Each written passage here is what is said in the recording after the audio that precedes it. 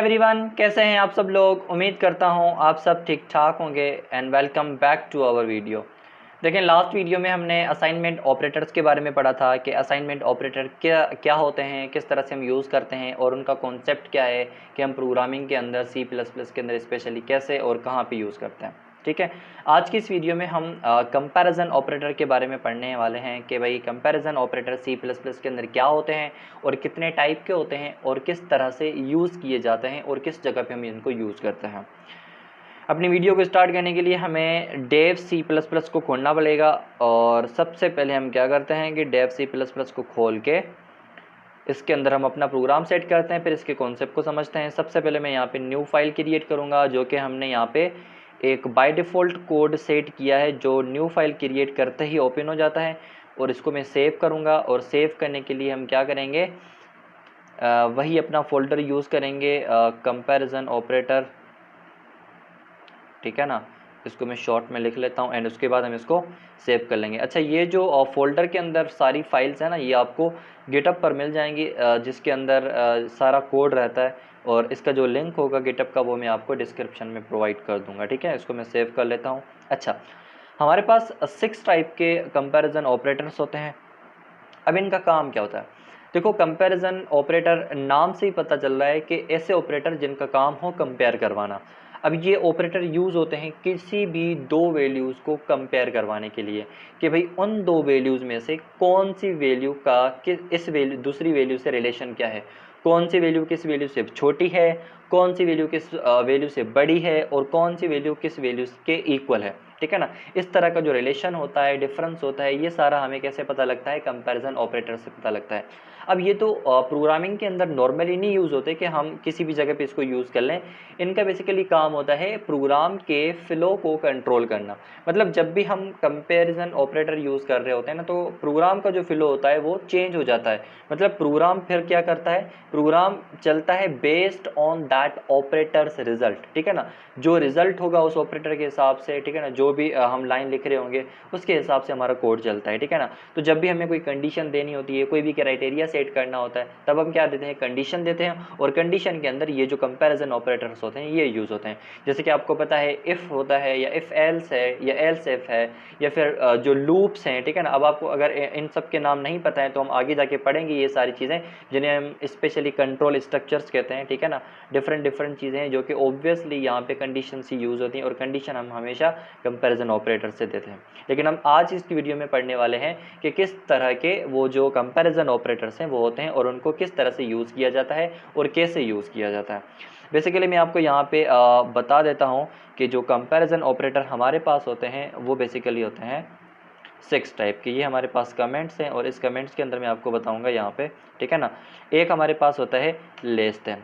क्या होता है, लेस देन का ऑपरेटर। ठीक है, और इसी तरह से होता है ग्रेटर। क्या होता है, ग्रेटर, ये स्पेलिंग का भंड हो जाता है। ठीक है ना, इसी तरह से लेस देन, ठीक है ना, इक्वल टू, क्या है, less than, equal to, and उसके बाद ग्रेटर देन इक्वल टू, क्या है, ग्रेटर देन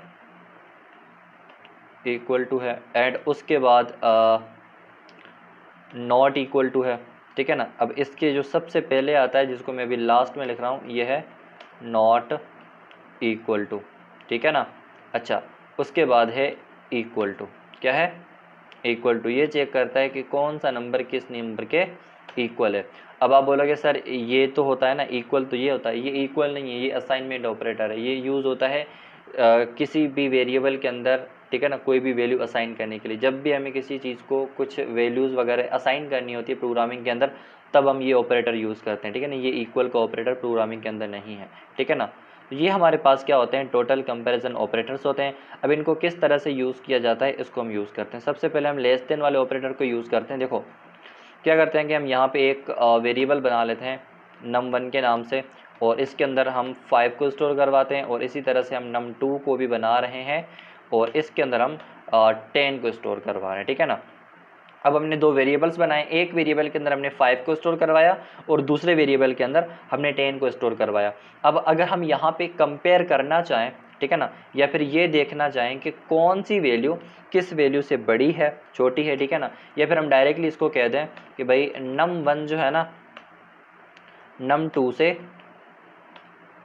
छोटा है, ठीक है ना, जो कि हमें पता है ये बिल्कुल सही कह रहा है कि ये जो num1 के अंदर वैल्यू है 5 वो num2 के अंदर जो वैल्यू 10 है उससे छोटा है, जो कि हमें भी पता है कि बिल्कुल ये यहाँ पे सही कह रहा है। जब भी रिजल्ट हमारा सही होगा ना तो रिजल्ट जो हमें आउटपुट मिलेगा वो किस तरह से मिलेगा, हमें यहाँ पे पॉसिबली दो आउटपुट्स मिलेंगे, या तो मिलेगा ट्रू या तो मिलेगा फॉल्स।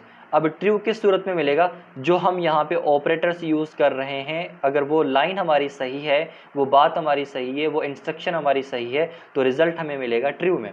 और अगर जो हमने ऑपरेटर यूज़ किया है उसके बेस पे जो रिज़ल्ट बन रहा है अगर वो गलत है, फॉल्स है, तो हमें रिज़ल्ट मिलेगा फॉल्स। अब इसके अंदर आपको मिलने वाला है 1 का मतलब है ट्रू, ठीक है ना। ट्रू जब भी मिलेगा तो आपको या तो ट्रू मिल सकता है या तो 1 मिल सकता है, जिसका मतलब इक्वल सेम ही होता है, ठीक है ना। और जब भी आपको फॉल्स मिलेगा तो या तो आपको फॉल्स मिलेगा या फिर आपको 0 मिलेगा, जिनका मतलब सेम होता है। अच्छा, दूसरी जो चीज़ यहाँ पे नोट करने वाली है वो ये है कि हम सी आउट के अंदर, ठीक है ना, सी आउट के अंदर मोस्टली जब हम C++ के अंदर बात कर रहे होते हैं ना तो हम कंपैरिजन ऑपरेटर्स को डायरेक्टली इस तरह से नहीं लिख सकते। पता है यहाँ पे क्या होता है, यहाँ पे ऑपरेटर प्रेसिडेंस का मसला हो जाएगा। मतलब देखो ये जो ऑपरेटर है ना ये इससे रिलेटेबल है या नहीं, ठीक है ना, ये क्या है, स्ट्रीम है, ठीक है ना, स्ट्रीम ऑब्जेक्ट होता है। तो ये क्या करेगा, सबसे पहले जो चीज़ यूज़ हो रही होगी ना वो उसको कंपेयर करवाएगा। तो मतलब क्या होगा, सबसे पहले ये प्रिंट होगा और इस रिजल्ट को ये क्या कराएगा, कंपेयर करवाएगा इससे, जिसका कोई मतलब नहीं बनता। यहाँ पे क्या होगा कि मतलब इसके बीच में और इसके बीच में कन्फ्लिक्शन पैदा हो जाएगी, जिसकी वजह से कंपाइलर कंफ्यूज हो जाएगा और हमें यहाँ पे एरर मिलेगा। देखो यहाँ पे कैसा, इसको मैं अभी रन करवाता हूँ, ठीक है ना, इसको मैंने रन करवाया, देखो एरर मिल चुका है। अब एरर क्या बता रहा है, no match for operator, operand types are, मतलब ये यहाँ पे कंफ्यूज हो चुका है कि कौन सा ऑपरेट हम कहाँ पे यूज़ कर रहे हैं। तो अब इस कन्फ्लिक्शन को हटाने के लिए हम क्या करेंगे, इसको रैप अप करेंगे पैरेंथेसिस के अंदर, ठीक है ना, ताकि इसका जो कॉन्सेप्ट है वो अलग हो जाए, ठीक है ना। अब क्या होगा, ये सही तरीके से प्रिंट हो जाएगा, ठीक है ना। अब यहाँ पे इसको क्लियरली पता लग रहा है कि जो प्रॉब्लम हम सॉल्व करना चाह रहे हैं या जो टास्क हम परफॉर्म करना चाह रहे हैं वो रैप अप है इसके अंदर, ठीक है ना। तो ये इसको एज इट इज ही लेगा जैसे नॉर्मली लेता है, ठीक है। इसको मैं क्या करूँगा, यहाँ पे रन करवाऊँगा और रन करने के बाद ये चल जाएगा, ठीक है ना। अब अगर हमें रिजल्ट 1 मिल रहा है ना, यहाँ पे देखो 1 मिल रहा है, 1 का मतलब यही होता है कि ये ट्रू है। मतलब हम जो यहाँ पे कह रहे हैं ना कि num1 की जो वैल्यू है वो लेस देन है num2 से, जो कि हमें पता है, यहाँ पे बिल्कुल सही कह रहे हैं। तो ये यहाँ पे हमें 1 दिखा रहा है, 1 का रिजल्ट है, 1 का मतलब है ट्रू, ठीक है ना। अच्छा, अब उसके बाद हमारे पास कौन सा ऑपरेटर है, ये ऑपरेटर है ग्रेटर का। अगर मैं यहाँ पे कह दूँ num1 की जो वैल्यू है वो ग्रेटर है num2 से, तो यहाँ पे क्या होगा, यहाँ पे होगा हमारे पास फॉल्स वाला रिजल्ट। कैसे, देखो क्यों है रिजल्ट फॉल्स का, वो आपको पता लग चुका होगा, क्योंकि num1 के अंदर जो वैल्यू है वो क्या है, num2 की वैल्यू से ग्रेटर नहीं है, ठीक है ना। तो यहाँ पे हमें क्या मिल रहा है, यहाँ पे हमें 0 मिल रहा है, जिसका मतलब क्या है, फॉल्स होता है, ठीक है। इसी तरह से अगर मैं इसके अंदर 50 कर दूं और उसके बाद ये वाला ऑपरेटर यूज़ करूं तो जो रिजल्ट मिलेगा वो ट्रू मिलेगा, क्योंकि num1 के अंदर जो वैल्यू है वो क्या है, ग्रेटर है। जब ग्रेटर होगी तो मतलब हमारी जो कंडीशन है या जो हमने ऑपरेटर यूज़ किया है उसके बेस पे हमारा रिजल्ट सही आ रहा है, ठीक है ना। अच्छा, उसके बाद कौन सा ऑपरेटर है, उसके बाद ऑपरेटर है ये लेस देन इक्वल टू। क्या है, लेस देन इक्वल टू। अब लेस देन इक्वल टू का मतलब ये होता है, अब ये ज़्यादातर अभी आपको समझ में नहीं आएंगे क्योंकि हम जो है ना इसको यूज़ करेंगे कंडीशंस के अंदर। अच्छा, अगर मैं इसको यूज़ करूँगा ना, ठीक है, तो यहाँ पे दो ऑपरेटर्स हैं, एक है लेस देन वाला और एक इक्वल टू वाला। सबसे पहले ये चेक करेगा कि भाई num1 की जो वैल्यू है वो num2 से लेस देन होनी चाहिए, अगर लेस देन नहीं है तो इक्वल टू चेक करेगा, ठीक है ना। हमारे केस में यहाँ पे हमने क्या किया, num1 के अंदर 5 स्टोर करवाया, तो मतलब क्या है, ये num1 के अंदर जो वैल्यू है वो num2 की वैल्यू से लेस देन है, तो यहाँ पे हमें ट्रू मिलने वाला है, ठीक है ना। अच्छा, इसको रन करवाया हमने और यहाँ पे हमें ट्रू मिल रहा है, 1 मिल रहा है, मतलब क्या मिल रहा है, ट्रू मिल रहा है, ठीक है ना। लेकिन अगर मैं यहाँ से लेस देन ना दूँ, इक्वल इज इक्वल टू वाली दे दूँ, मतलब सेम वैल्यू दे दूं जो num2 के अंदर है, ठीक है ना। तो मतलब हमें पता है कि भाई num1 की जो वैल्यू है वो इक्वल है किससे, num2 की वैल्यू से। इसको मैं क्या करवाता हूँ, रन करवाता हूँ। अब अगर हम इसके हिसाब से देखें तो हमें फॉल्स मिलना चाहिए, लेकिन यहाँ पे दूसरा भी ऑपरेटर है जो कि क्या है, इक्वल टू वाला है, ठीक है ना। अगर ये लेस देन नहीं है तो ये क्या चेक करेगा, इक्वल टू चेक करेगा, ठीक है ना। और जो कि हमें पता है num1 इक्वल टू है किसके, num2 के, ठीक है। तो यहाँ पे हमें ट्रू ही मिलने वाला है, ठीक है। 1 मिल रहा है मतलब यहाँ पे ट्रू मिल रहा है। आई होप कि आपको ये जो बातें हैं, ये जो स्टेटमेंट्स हैं, ये जो ऑपरेटर्स हैं, इनका जो यूज़ है ये आपको समझ में आ रहा होगा, ठीक है ना। अच्छा, इसी तरह से आप ग्रेटर को भी यूज़ कर सकते हो, ठीक है ना। अब हमें पता है कि num1 के अंदर जो वैल्यू हमने 10 को स्टोर करवाया है ये ग्रेटर तो नहीं है लेकिन इक्वल टू है, तो यहाँ पे क्या कराएगा, हमें ट्रू दिखाएगा। अगर मैं इसको ग्रेटर भी कर दूँ तब भी ट्रू दिखाएगा, ठीक है ना। और अगर मैं लेस देन करूँगा फिर क्या हो जाएगा, फिर ये यहाँ पे हमें एरर दिखाएगा, ठीक है ना। क्योंकि num1 के अंदर जो वैल्यू है वो ग्रेटर नहीं है, वो क्या है, लेस देन है, और यहाँ पे हमें फॉल्स दिखा रहा है, ठीक है। बहुत ही ईजी चीज़ें हैं, आपको समझ में आ रही होंगी। अच्छा, उसके बाद क्या है, not equal to. Not equal to मतलब चेक करेगा कि कोई नंबर उसके इक्वल नहीं होना चाहिए। अभी देखो ये नंबर क्या है, दोनों के इक्वल हैं, और अगर इक्वल के लिए मैं ऑपरेटर यूज़ करूं तो हमारे पास ये वाला ऑपरेटर है जो कि इक्वल टू के लिए, ठीक है ना। अच्छा, इसको जब मैं रन करवाऊंगा तो क्या होगा, हमें ट्रू मिलेगा, ठीक है ना, क्योंकि दोनों के अंदर जो वैल्यू है वो सेम है मतलब ट्रू है हमारी बात। लेकिन अगर मैं इसको ये कहूँ, ठीक है ना, कि भाई num1 के अंदर जो वैल्यू है ना वो num2 की वैल्यू के अंदर जो वैल्यू है, num2 के अंदर जो वैल्यू है उसके बराबर नहीं है। हम यहाँ पे ये कहना चाह रहे हैं num1 बराबर नहीं है num2 के, लेकिन हमें पता है कि num1 बराबर है किसके, num2 के। तो मतलब हमारी जो बात है वो गलत है। यहाँ पे क्या मिलेगा, एरर मिलेगा, ठीक है ना। एरर ही मिलना चाहिए, एरर मिलेगा मतलब फॉल्स मिलेगा, ठीक है ना। क्या मिलेगा, फॉल्स मिलेगा। लेकिन अगर मैं क्या करूँ, यहाँ पे मैं 5 दे दूं और अब मैं ये कह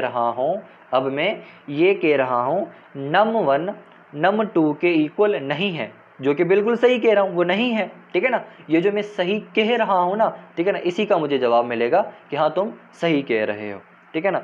और ये जो सही है ना, मुझे वही वापस से ट्रू मिलेगा, ठीक है, इस तरह से।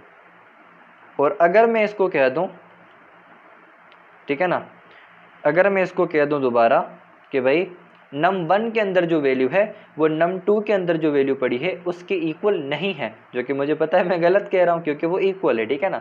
ये कॉन्सेप्ट आपको समझना है और यही कॉन्सेप्ट हम आगे यूज़ करेंगे, ठीक है ना। तो इन ऑपरेटर्स के बारे में आपको पता होना चाहिए। आई होप कि आपको ये बातें सारी समझ में आई हैं और ये स्टेटमेंट सारी समझ में आई हैं।